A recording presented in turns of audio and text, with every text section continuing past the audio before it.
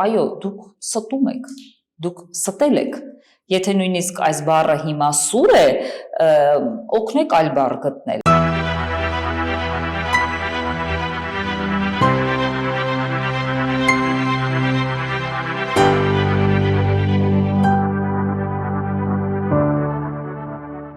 Քանի որ նախորդ հանդիպման ժամանակ մենք խոսում ենք, թե որքան կարևոր է մեր կյանքում ճիշտ պահին, ճիշտ միջավայրում լռություն պահպանելը եւ ճիշտ չափաբաժնով, այսօր ուզում եմ դրա հակառակ կողմին անդրադառնալ եւ խոսել հենց քո մասին, որովհետեւ մեր այսօրվա եւ առհասարակ մեր բոլոր հաղորդումները հենց քո մասին են։ Այսօր սիրելիս ողջույն։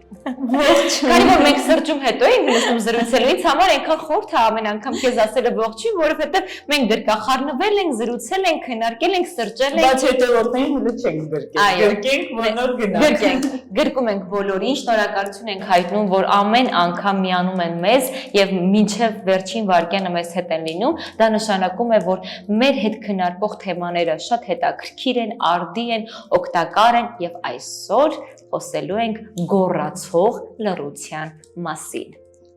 Ես ականջներս կփակեմ, որպեսզի դա չլսեմ, որտեղ այդպես է լինում միշտ։ Այո։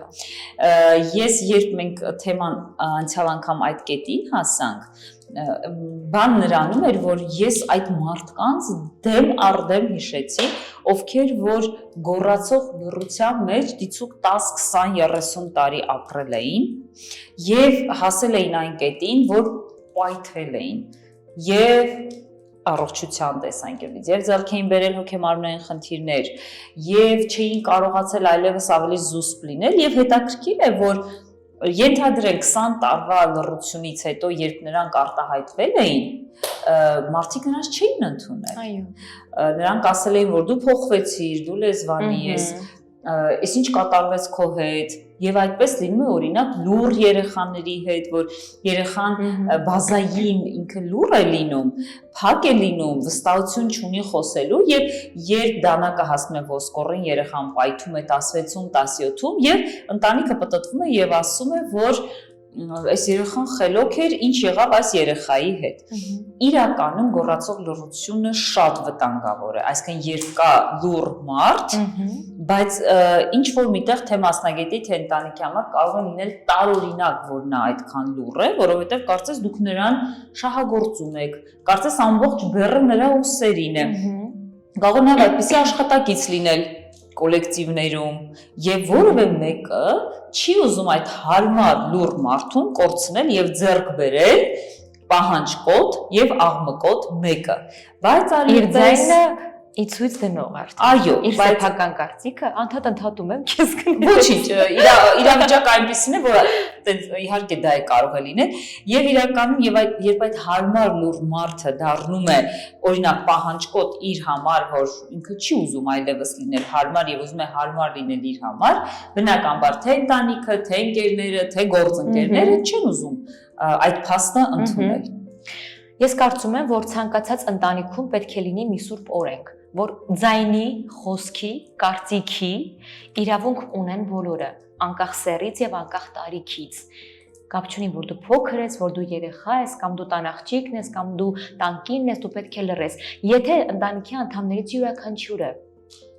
սովոր լինի, ընդունակ լինի եւ չվախենա իր ցանկությունը արտահայտելուց, իր մտավախությունները արտահայտելուց, իր վրթորմունքները արտահայտելուց, իր հիացմունքը կամ դժգոհությունը արտահայտելուց, այդ ընտանիքում ներդաշնակության հասնելը ավելի հասանելի կլինի, ավելի հեշտ կլինի։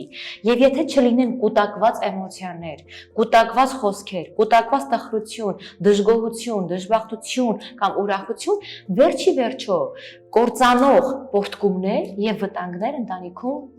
չեն լինի, ինչու ոչ չեն լինի։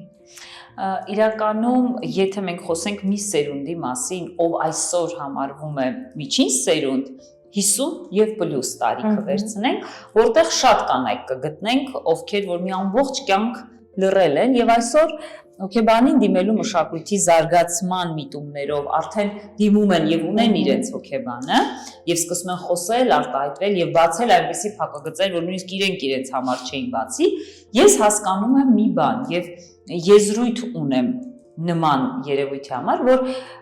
աղջիկ երեխաները 1 եւ 2 սերունդ առաջ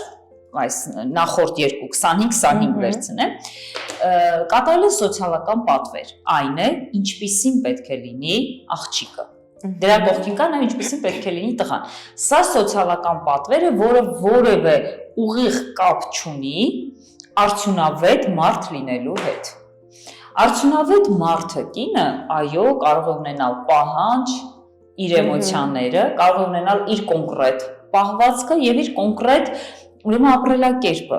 Եվ երբ նա 18-20 տարեկանից մտել է, ինչպես ասում են, չափահասություն, կատարել է սոցիալական պատվեր։ Իմ այն հարցին, թե ինչպես կարելի է 30 տարի ապրել, օրինակ այդ բռնության մեջ կամ կախվածություն ունեցող, բայց իր խնդիրը չլուծող ամուսնու կողքի, նա ասում է, որ իմ հայրը այսպես էր ինձ դաստիարակել, մայրս այնպես էր ինձ դաստիարակել։ Նշանակում է մարդ փոքրուց վերցնում է ծրագիրը եւ կատարում է սոցիալական պատվերը մի ամբողջ կյանք, որը վտանգավոր կողմ ունի, որտեղ դրա տակ նրա եսը եւ եսին բնորոշ բոլոր իրական պահանջմունքները, ցանկությունները անգամ իրեն են անծանոթ, ուր մնաց, որ ինքը հեշտությամբ գա եւ հասնի իր իրական պահանջմունքներին։ 50 եւ 60 տարեկանը արդեն կյանքի այն էտապն է, որտեղ ինչ-որ մի բան փոխելը մարդու համար դժվար է, այդպես է թվում իրենց։ Ես միշտ առաջարկում եմ անգամ մասնագիտության փոփոխություն, միշտ առաջարկում կյանքի սցենարի փոփոխություն, բայց կա մի այլ տենդենս, մարդիկ կարող են ինձ մոտ հայտնվել այն ժամանակ, երբ արդեն չկա կողակիցը, երբ արդեն կինը նույնիսկ գալիս է կորստի եւ վշտի թերապիայի գանգատով, բայց ուշ են գալիս այն մտքին, որ ինչ որ բան այն չէ, որը կարելի է ժամանակին լուծել եւ վերահսկել։ Եվ վերահսկողությունը արդեն կորցրած, մեր սենյակում արդեն արտաքին եւ ներքին վերահսկողության բոլոր սահմանները անչափելի վիճակում, մենք հասկանում ենք, որ պետք է այս մասին շատ խոսել, որպեսզի մարդը չապրի սոցիալական պատվերի մեջ, այլ մարդը ապրի իր կողմից ստեղծված կյանքի սցենարի մեջ։ Ճիշտ է, կյանքի սցենարում շատ են մեր ծնողների մոդելավորումները, բայց դա մինչև որոշակի տարիք է ակտուալ։ Եթե մենք ելնում ենք այն սկզբունքից, որ կա այստեղ եւ հիմա սկզբունքը, ես ապրում եմ այստեղ եւ հիմա։ Երբ որ ես հիմա այստեղ զրուցում եմ Լիայի հետ, արտահայտում եմ իմ մտքերը, իմ կարծիքները, ազատ, անկաշկանդ, գիտեմ, որ իմ գործը բարին է, որ իմ ցանկությունը մարդկանց օգնելն է, թեկուզ մեկ բառով եւ Լիայի միջոցով, ապա մնացած բոլոր կարծիքները, մնացած բոլոր սցենարները եւ մարդկանց բոլոր տեսակի վերագրումները, ինչ կուզենային նրանք այս ամենի մեջ տեսնել, բնավ ինձ չի հետաքրքրում։ Ես ունեմ իմ ծրագիրը, ես ունեմ իմ կարծիքը։ Եվ սա պետք է նաեւ իմ կարծիքով հոգեբանական վարակի մեջ այն մարդկանց բնորոշի, ովքեր իրենց կարծիքից անգամ վախենում են։ Որն է դա։ Եթե ես ասեմ, որ ես ուզում եմ աշխատել, կանանց այսպիսի տեսակ կա։ Նա չի թողնի, նա չի ընդունի, որովհետև նա ինձ խոստացավ, որ մեր համատեղ կյանքի ընթացքում ես կսովորեմ եւ նա չպահեց իր խոստումը։ Կամ ասեց կավարտես, բայց չես աշխատելու։ Տեսեք, շատ վայրի բարքեր են այս ամենը, որովհետև հիմա բոլորը ովքեր ինձ կլսեն, կհիշեն իրենց երազանքներ այն ժամանակ, երբ որ երազում էին լինել ուսուցչուհի, երբ ուսանում էին, երազում էին լինել սեփական բիզնեսի տերը, երբ ուսանում են եւ կարելի է շարք անվերջ շարունակել, բայց ինչ եղավ, որդեգրեցին գոռացող լռությունը, այստեղ գոռում է երազանքը, բայց աշխատում է սոցիալական պատվերը լռության տեսքով։ Եվ 20 տարին անցավ, 30 անցավ դեռ այն հավատով, որ մի օր ամեն ինչ կլինի։ Եվ որը մեկը չի խոսում, որ մյուս կողմը ստախոս է։ Ես ուզում եմ այն մարդկանց խմբին անդրադառնալ, ում երևի թե պետք է ասել, որ այո, դուք ստում եք, դուք ստել եք։ Եթե նույնիսկ այս բառը հիմա սուր է, օգնեք այլ բառ գտնել, այսինքն խոստումը չպահելը, դիմացինի հույզերի հետ հաշվի չնստելը, խոստումը կիսատ անելը, խոսքը գործի չվերածելը մեկ այլ բան չէ, քան իրականության աղավաղում, որը կենցաղում մենք ասում ենք ստել է, ստախոս ես։ Դե քանի որ շատերը այստեղ այդ խումբն է, ովքեր տղամարդիկ են, ովքեր կնոջ հանդեպ այս մոտեցում ունեն, կարող են այս բառից շատ նաև նեղանալ, բայց ավելի նեղացրել են այն էակին, ով իրենց սիրո գերին լինելով ընդունել են այդ սցենարը եւ իրենց ցանկությունը այլևս չեն արտահայտել եւ ասել են ես քո համար գործ կստեղծեմ եւ դու կաշխատես ես համաձայն չեմ դու իշի ձեռքի տակ աշխատես եւ ինձ բոլորին հասկանալի ինչի մասն եմ ես խոսում այլ մեկ այլ բառ չեմ գտնում էլի քան ասեմ որ կինը խաբված է լավ երևի ավելի հարմար է որ ասեմ կինը խաբված է քան ասեմ որ իրեն ստել են նույնիսկ ասել որ երբեմն լռությունը կարող է շատ վտանգավոր եւ կործանիչ լինել ինչու ես եթե չասեմ թե քո պարագայում ինչից եմ նեղվում ինչը դուր չի գալիս քո մեջ որը կարող է ինձ նեղացնել, կարող է ինձ ցավացնել կամ իմ ակնկալիքները չարթարացնել, ես դրանով վնասում եմ առաջինը ինձ, այնուհետև մեր հարաբերությունները եւ առհասարակ հետո մեր ապագան, հետագա բոլոր ընթացիկ պլանները եւ գործունեությունը։ Այս օրինակ ինչու համար եմ բերում, որովհետև երբեմն, երբ երեխաները չեն կիսվում ծնողի հետ եւ չեն ասում թե իրենք ինչ են զգում եւ ինչ են ակնկալում, երբ կինը երբեմն չի կիսվում իր ամուսնու հետ եւ կամ թեկուս աղջիկը իր ընկերոջ հետ եւ չի բարձրաձայնում թե ես ինչից եմ նեղվում, ինչ ինձ դուր չեկավ, ինչ է ինձ համար անհասկանալի թվաց, գուցե ես եմ սխալ հասկացել, ինձ օգնիր, ես փորձեմ հասկանալ, կամ այս իրավիճակը, որի մեջ մենք հայտնվել ենք, արի խոսելով, բացատրելով, քննարկելով, բարձրաձայնելով, այսինքն խնդիրը հատակից բերենք ջրի մակերես, տեսանելի դարձնենք եւ տեսանելի դաշտում փորձենք լուծել, որ հետո նստվածք ավելի չխորանա։ Այս լռության դեպքում ես կարծում եմ, որ հարաբերությունները կարող են կործանվել, գործունեությունները կարող են սահմանափակվել, դադարել իրենց գործունեությունը ունենալուց։ Ես կարծում եմ, որ եթե կա խնդիր, պետք է դրա մասին խոսվի։ Եթե կա խնդիր, դրա մասին պետք է բարձրաձայնվի։ Եվ ամոթ չի, որ ես գամ քեզ ասեմ, գիտես, ես այս հարցում ունեմ վախ, ես ունեմ անհասկանալի հարցականներ, ես ունեմ ներքին կոմպլեքսներ, կամ ես ուզում եմ քեզ հասկանամ, կամ ես ուզում եմ դու օգնես, ես ինքս ինձ հասկանամ։ Այս ամենի մեջ շատ կարևոր մի բան կա, ինչու չլռել այս դեպքում, այլ բարձրաձայնել, որովհետև եթե մենք նախորդ տեսանկյուն կարևորում ենք լռությունը, որ պահպանել հարաբերությունները, թանկ մարդկանց դեպքում,